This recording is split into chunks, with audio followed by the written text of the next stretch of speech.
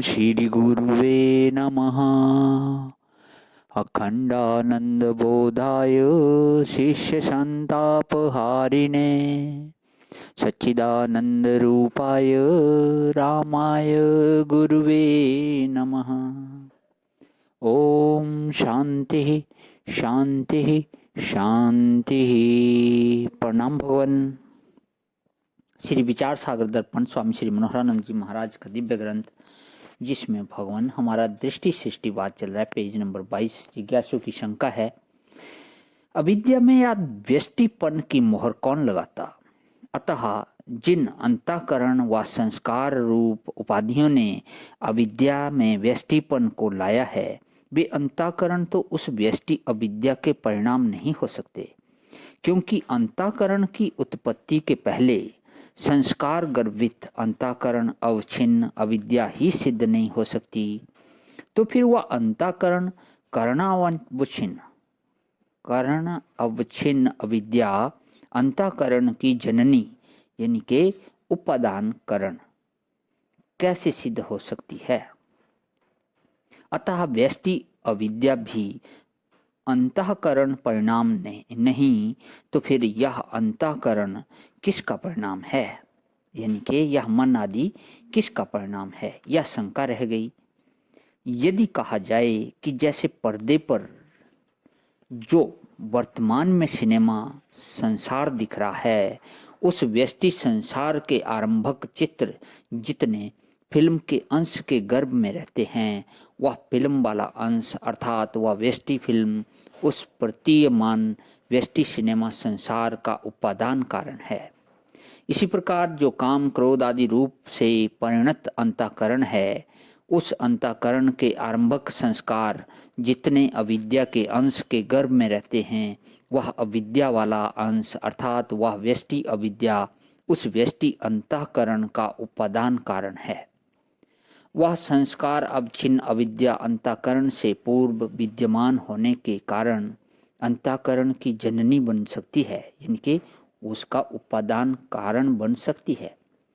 तो भगवान जैसे वह व्यष्टि फिल्म व्यष्टि सिनेमा संसार का उपादान कारण है, न कि समष्टि सिनेमा ब्रह्मांड का, इसी प्रकार यहाँ भी वह व्यष्टि अविद्या व्यष्टि अंतःकरण अथवा व्यष्टि स्वपन व व्यष्टि स्थूल व सूक्ष्म शरीर का उपादान कारण हो सकती है, न कि समष्टि ब्रह्मांड का।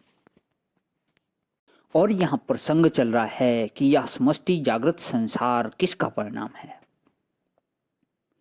अतः इस समष्टि प्रपंच का परिणामी उपादान कारण व्यष्टि अविद्या न मानकर समष्टि अविद्या ही मानना पड़ेगा।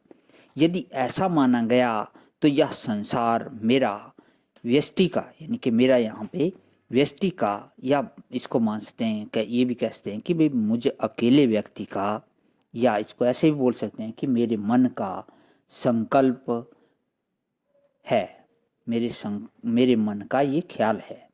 यह आग्रह छोड़ना पड़ेगा, ये वाला जो हट है ये छोड़ना पड़ेगा।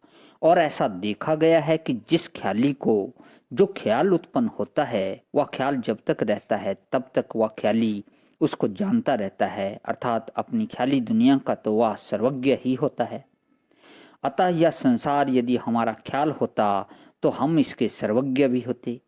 यदि कोई दृष्टि सृष्टिवादी कहे कि हम इस सारे ब्रह्मांड को जानते हैं अतः सर्वज्ञ हैं ही, तो हम कहेंगे कि आपकी सर्वज्ञता पर हम श्रद्धा तब करेंगे कि जब आप बतला दें कि इस समय मेरे मन में क्या है, अथवा इस समय भारत के प्रधानमंत्री क्या कर रहे हैं।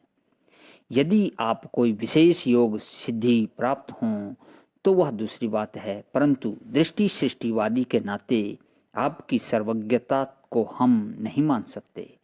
तो मन जिस सपने का उपादान कारण होता है, उस मन से उपहित चेतन यानी कि साक्षी उस स्वप्न का दृष्टा भी होता है, तथा रज्जु सर्प आदि प्रतिभाषिक पदार्थों का उपादान कारण जो अविद्या है, उस अविद्या से उपहित चेतन उस रज्जु सर्प आदि का दृष्टा भी होता है।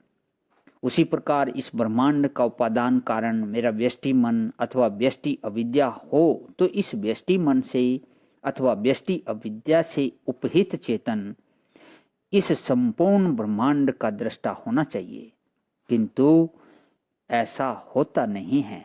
अर्थात जैसे स्वप्न में हम सारे ब्रह्मांड को देखते रहते हैं, स्वप्न की कोई वस्तु हमसे छिपी नहीं रहती है, उसी प्रकार इस संपूर्ण संसार को भी हम देखते रहते, अर्थात इस संसार की कोई वस्तु हमसे छिपी न रहती, किंतु ऐसा होता नहीं है। अतः चूंकि हम इस सारे ब्रह्मांड के साक्षी नहीं हैं, किंतु केवल जहाँ तक हमारी वृत्ति की पहुँच है बस उसी के ही केवल साक्षी हैं, इसी कारण हमारी उपाधि व्यष्टि अविद्या अथवा व्यष्टि मन का परिणाम यह जागृत संसार है, यह सिद्ध नहीं हो सकता। प्रणाम भगवान, आज यहीं करता हूँ विराम। ओम शांति शांति शांति।